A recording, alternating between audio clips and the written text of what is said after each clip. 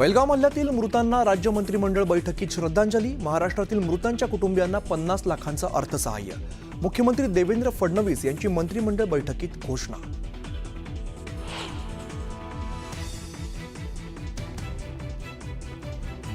पहलगाम दहशतवादी हल्ल्याच्या पार्श्वभूमीवर सरकारच्या हालचाली सुरू।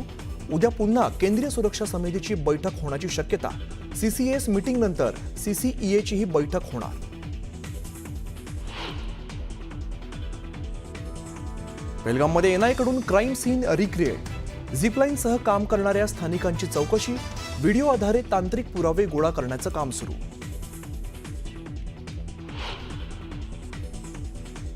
पहलगाम दहशतवादी हल्ल्यामागे पाकिस्तानच्या हशीम मुसाचा हात असल्याची माहिती। तपास संस्थांच्या सूत्रांनुसार मुसानेच दहशतवाद्यांना ट्रेनिंग दिल्याची माहिती।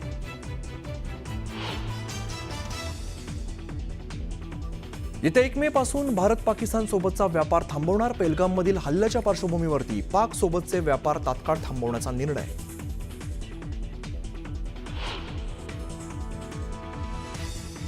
जबाबदारी घेण्याच्या वेळी गायब असं कॅप्शन देत काँग्रेसच्या ट्विटरवरून पंतप्रधान मोदींवरती आक्षेपार्ह पोस्ट।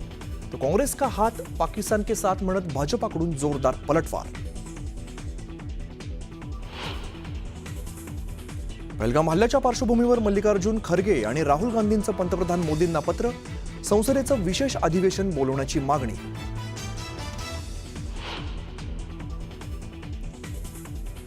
झेंडावंदन म्हणजे पालकमंत्री पद दिलं असं होत नाही, तर मी अजून तलवार मॅन केलेली नाही। सब्र का फल मीठा होत आहे। रायगडच्या पालकमंत्री पदाच्या तिढ्यावरून भरत गोगावलेंचं सूचक विधान।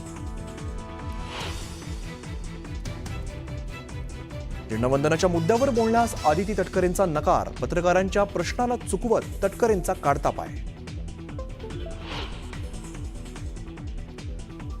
विजय वडेट्टीवारांच्या असंवेदनशील आणि जनतेला दुखावणाऱ्या वादग्रस्त विधानाला माफी मागणा उपाय नाही। काँग्रेसचा खरा चेहरा समोर आल्याचा बावनकुळेंचा दावा। करेगट्टा पहाडावर माओवाद्यांविरोधात मोठं अभियान सुरू। मोठ्या संख्येने महिला कमांडोंचा सहभाग। तात्काळ युद्धबंदी आणि चर्चेची माओवाद्यांची पुन्हा मागणी।